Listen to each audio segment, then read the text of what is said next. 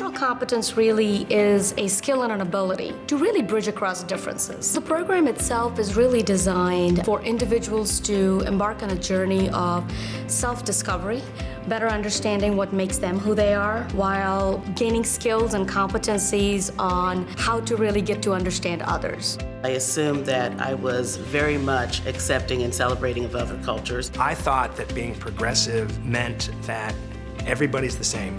There are no differences. With other people, I tend to look for general likeness. So I had a really hard time sort of picking out differences in people. What I found through the class is that instead of accepting and celebrating, I was assimilating and becoming part of other people's cultures without truly celebrating my own culture. Once we recognize our own cultural patterns, in essence, then when I look at the other, I'm able to compare and contrast. If we want to have productive relationships in the society that we live in, we have to learn how to be able to function with people who are different. Most of the problems that we have in life happen because of misunderstanding and lack of our patience. They are tough things to talk about, but the tough conversations are where the realness is. Cultural competence really gives us the ability and the skill to recognize that my worldview is not the only worldview. You think you know it all. You think you don't need it.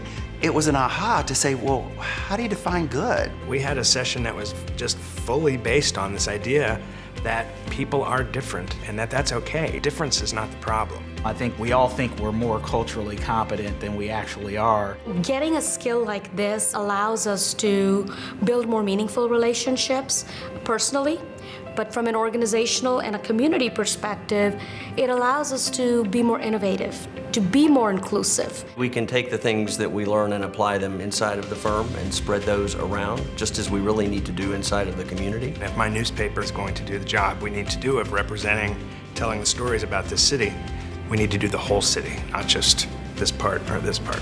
It makes us attractive for talent, for business. We have great talent here today, but we lose them. We lose them to other markets where they feel more at home. Everybody can benefit from increased cultural competency.